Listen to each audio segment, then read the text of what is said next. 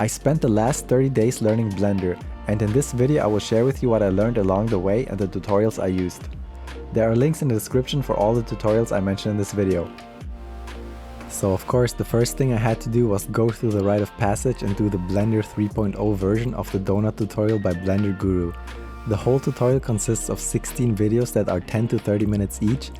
When you follow along, you'll probably have to pause the video many times and maybe even take notes, so it will probably take you about a week or two to finish this. But it is a really good place to start since it was specifically designed to teach you all the important parts of Blender, starting from navigating the editor and creating simple shapes. Later on it also goes into basic sculpting, geometry nodes, texture painting, animation, rendering and much more while keeping it very light and easy to understand. So I definitely recommend these videos. If you stick it through to the end, you'll end up with a really cool and high quality render of your spinning donut. I then tried to make takoyaki, which are Japanese octopus balls.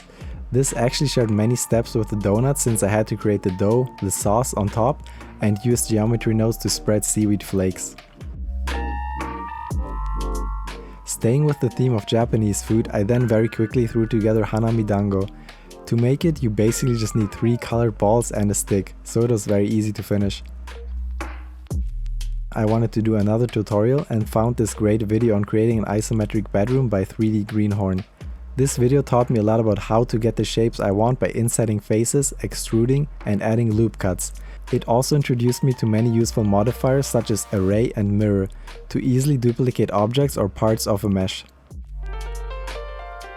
Since I wanted to get more practice with the things I learned from that tutorial, I decided to create another isometric room scene by myself.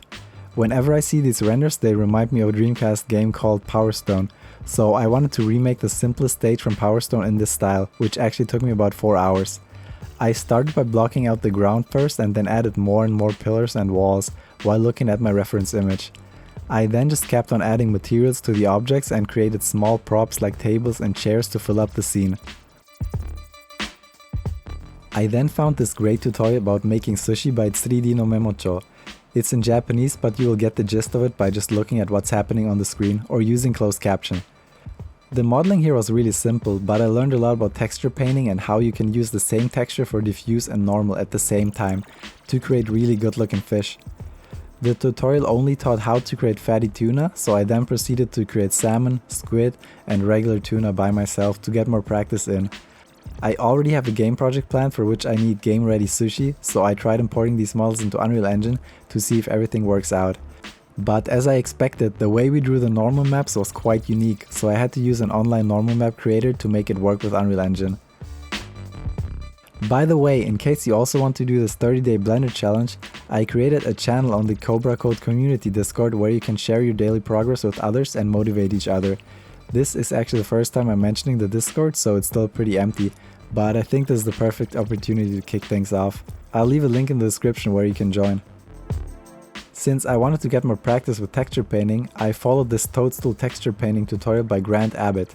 He first shows how to model a simple mushroom and then deforms it to make it look more organic and stylized. He then proceeds to explain many things about how to use the texture painting toolbox in Blender and how you can use different brush settings to achieve your desired effects. All in all, this was a great tutorial and a good starting point if you want to learn about texture painting as a beginner. After that, I just quickly created a Mario power-up mushroom to get some more practice in with modeling and texture painting. I then followed along with this tutorial about creating a Pokeball by Polygon Runway. This again reinforced some knowledge about using insets and extrusion to create certain shapes, and what light and material settings to apply to make objects look really good and high quality. After that I started to make the same Pokeball again from scratch, added some parts and changed some colors to turn it into a great ball. I then wanted to start getting into creating characters and found this tutorial about creating a Humanoid Frog by Mar. This video introduced me to some nice add-ons such as loop tools and an add-on which provides additional mesh types such as the round cube, which is better suited than a regular sphere for these kind of characters. Since I wanted to get in some more practice creating characters, I looked up some Pokemon and remembered how much I loved Primeape as a child, so I gathered up some reference images and started modeling the body. At first I wasn't quite sure how I was going to create the spiky hair, but it turned out a lot easier than I thought. I just needed to poke the faces and then scale out the vertices in the middle of the faces. Once I was done with the model, I created the materials and used my pen tablet to draw in the eyes and the vein on its forehead. For the material I didn't select PBR, but only used an emissive material to give it a cartoony look. However, I felt like it would really benefit from having an outline, so I looked into a tutorial by CG Smoothie. I then applied what I learned to Primeape and also imported it into Unreal Engine just to make sure this type of outline is being displayed properly. After that, I found a tutorial about creating Stylized Rocks by All The Works. The video went into importing a custom brush pack for the sculpt mode that helps you create a stylized look for your objects through manipulating the edges and adding cuts, among other things.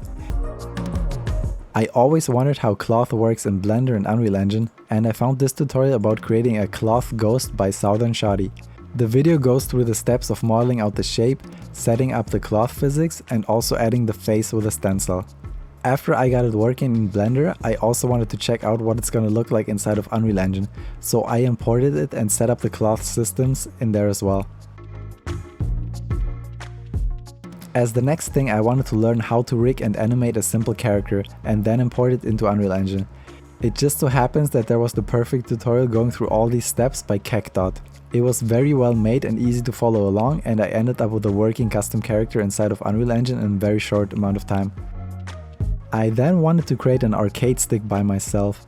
In case you've been following this channel for a while, you probably already know that I love fighting games and make a lot of videos on related topics. First, I just created the basic shape of the casing of the stick, which was simple enough.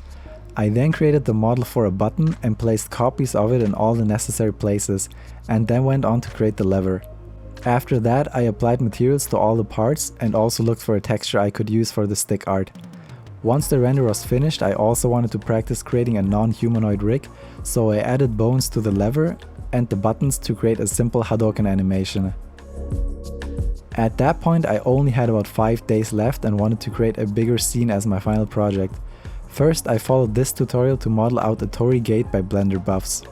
After that, I modeled out a small lamp you often see around shrines all around Japan.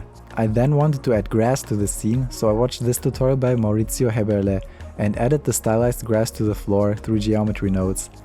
The scene also needs trees, so I followed this tutorial by Aki Shax. Next, I created an Inari statue and used a screenshot I took when playing Aragami 2 as a reference. I then started to put everything together to create a little diorama. But I wasn't that satisfied with the end result, so I got some advice from my friend with a design background to put together a scene with better composition. I'm really happy that I was able to stay consistent and finish this 30-day challenge, and was able to create things I never thought I would be able to in such a short amount of time. Blender can be super intimidating, and if you're in the same boat that I was in, where I was interested in learning it but just put it off for years, I definitely encourage you to just go for it. Again, I made a channel on our Discord server if you want to share your progress or find a group to motivate each other. I for myself plan to keep on learning Blender and want to start making small games using models I created by myself. I will make videos about the development process, so make sure to subscribe to the channel. If you're new here, I already made a lot of other videos about Unreal Engine, so feel free to check them out. See you in the next one.